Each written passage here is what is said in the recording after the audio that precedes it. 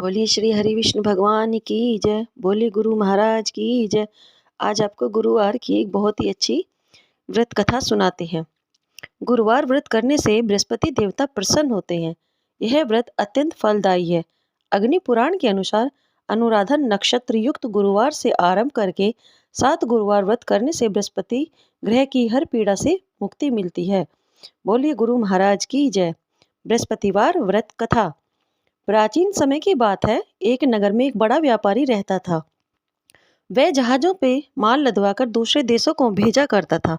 वह जिस प्रकार अधिक धन कमाता था उसी प्रकार जी खोलकर दान भी करता था। परंतु उसकी पत्नी अत्यंत कंजूस थी।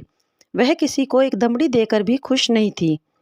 एक बार जब दूसरे देश व्यापार करने गया तो पीछे से बृहस्पति देव ने साधु वेश में उसकी पत्नी से भिक्षा मांगी। व्यापारी की पत्नी बृहस्पति देव से बोली, हे साधु महाराज, मैं इस दान पुण्य से तंग आ गई हूँ। आप कोई ऐसा उपाय बताएं जिससे मेरा सारा धन नष्ट हो जाए और मैं आराम से रह सकूं।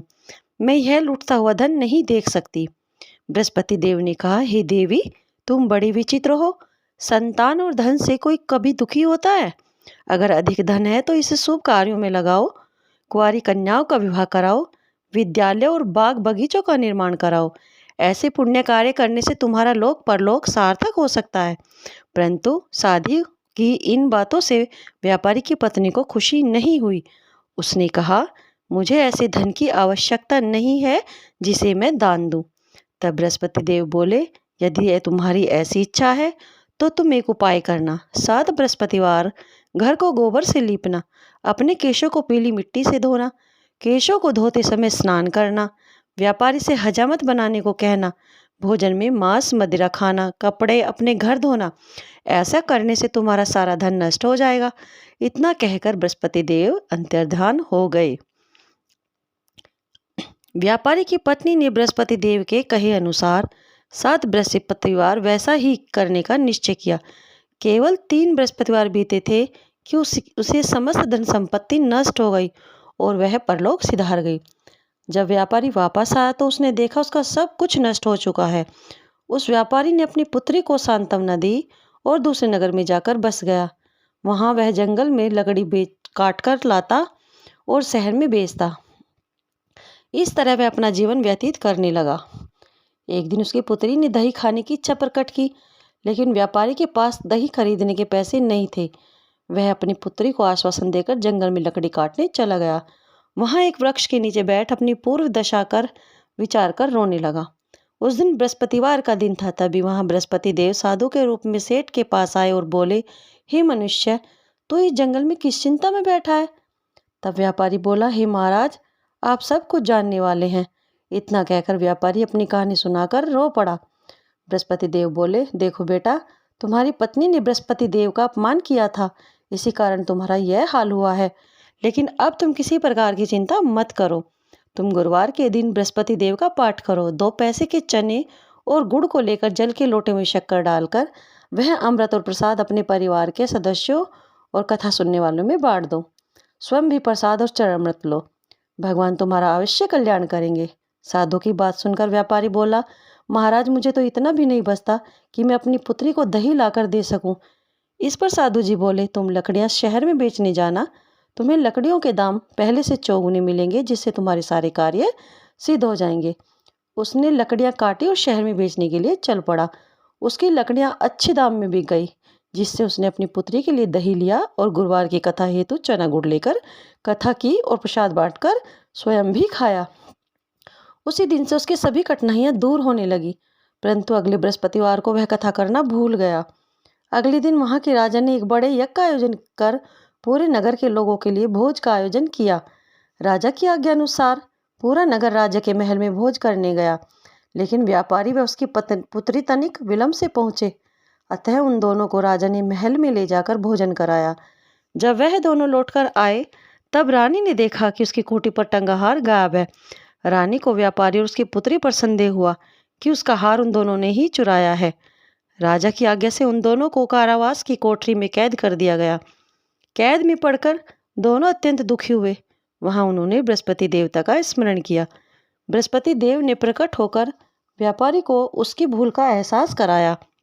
और उन्हें सलाह दी कि गुरुवार के दिन कैद खाने के दरवाजे पर तुम्हें 2 पैसे मिलेंगे, उनसे तुम चने और मुनक्खा मंगवाकर विधि पूर्वक बृहस्पति देवता का पूजन करना, तुम्हारे सब दुख दूर हो जाएंगे। बृहस्पतिवार को बृहस्पतिवार को कैद खाने के द्वार पर उन्हें 2 पैसे मिले। बाहर सड़क पर एक स्त्री जा रही थी। व्यापारी ने उसे बुलाकर गुड़ और चना लाने को कहा। इस पर वह स्त्री बोली, मैं अपनी बहू के लिए गहने लेने जा रही हूँ, मेरे पास समय नहीं है। इतना कहकर वह चली गई। थोड़ी देर बाद वहां से एक और स्त्री निकली। व्यापारी ने उसे बुलाकर कहा कि हे बहन, मुझे बृहस्पतिवार की कथा करनी है, मुझे 2 पैसे का गुड़ चना ला कर दो। बृहस्पति देवता का नाम सुनकर वह स्त्री बोली, भाई मैं तुम्हें अभी गुड़ चना ला कर देती हूँ। मेरा इकलौता पुत्र मर गया है, मैं उसके लिए कफन लेने जा रही थी, लेकिन मैं पहले तुम्हारा काम करूंगी, उसके बाद अपने पुत्र के लिए कफन लाऊंगी। वह स्त्री बाजार से व्यापारी के लिए गुड़ चना ले आई और स्वयं भी बृहस्पति देव की कथा सुनी। कथा के समाप्त होने पर वह स्त्री कफन लेकर अपने घर गई। घर पर लोग उसके पुत्र की लाश को राम नाम सत्य है कहते हुए शमशान ले जाने की तैयारी कर रहे थे। स्त्री बोली, मुझे अपने लाडले का मुख तो देख लेने दो। अपने पुत्र का मुख देखकर उस स्त्री ने के मुख में प्रसाद और चरणामृत डाला। प्रसाद और चरणामृत के प्रभाव से वह पुनः जीवित हो गया। पहली स्त्री जिसने बृहस्पति देवता का निरादर किया था, वह जब अपने पुत्र के विवाह हेतु पुत्र वधू के लिए गहने लेकर लौटी और जैसे ही उसका पुत्र घोड़ी पर बैठकर निकला, वैसे ही घोड़ी ने ऐसी उछाल मारी कि वह घोड़ी से गिरकर मर गया। यह देख स्त्री रो रो कर बृहस्पति देव से क्षमा याचना करने लगी। उस स्त्री की क्षमा याचना से बृहस्पति देव साधु वेश में वहां पहुंचकर कहने लगे, देवी तुम्हें अधिक विलाप करने की आवश्यकता नहीं है, यह बृहस्पति देव का अनादर करने के कारण हुआ है। तुम वापस जाकर मेरे भक्त से क्षमा मांगकर कथा सुनो, तभी तुम्हारी मनोकामना पूर्ण होगी। जेल में जाकर उस स्त्री ने व्यापारी से माफी मांगी और कथा सुनी। कथा के उपरांत वह प्रसाद और चरणामृत लेकर अपने घर वापिस आई। घर आकर उसने चरणामृत अपने मृत पुत्र के मुख में डाला। चरणामृत के प्रभाव से उसका पुत्र भी जीवित हो उठा। उसी रात बृहस्पति देव राजा के सपने में आए और बोले, हे राजन, तूने जिस व्यापारी और उसकी पुत्री को जेल में कैद कर रखा है वह बिल्कुल निर्दोष है। तुम्हारी रानी का हार वहीं खूंटी पर टंगा है। दिन निकला तो राजा रानी ने हार खूंटी पर लटका हुआ देखा। राजा ने उस व्यापारी और उसकी पुत्री को रिहा कर दिया और उन्हें आधा राज्य देकर उसकी पुत्री का विवाह उच्च कुल में करवाकर दहेज में हरमोल हीरे जवाहरात दिया। बृहस्पति देवता ऐसे ही हैं, जैसी जिसकी मनोकामनाएं होती हैं वह पूर्ण करते हैं। बोलिए बृहस्पति महाराज की जय। बोले गुरु महाराज की जय।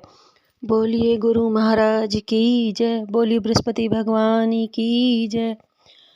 ओम जय बृहस्पति देवा स्वामी, जय बृहस्पति देवा। छिन छिन भोग लगाऊं कदली फल मेवा। ओम जय बृहस्पति देवा। तुम पूर्ण परमात्मा, तुम अंतर्यामी स्वामी, तुम अंतर्यामी। जगत पिता जगदीश्वर, तुम सबके स्वामी। ओम जय बृहस्पति देवा। चरणामृत निज निर्मल, सब पातक हरिता स्वामी, सब पातक हरिता। सकल मनोरथ दायक, कृपा करो भरता। ओम जय बृहस्पति देवा। तन मन धन अर्पण कर, जो जन शरण पड़े स्वामी, जो जन शरण पड़े। प्रभु पर कट तब होकर आकर द्वार खड़े। ओम जय बृहस्पति देवा। दीन दयाल दयानिधि, भगतन हितकारी स्वामी, भगतन हितकारी। पाप दोष सब हरता, भव बंधन हारी। ओम जय बृहस्पति देवा। सकल मनोरथ दायक, सब संशय टारी स्वामी सब संस टारी।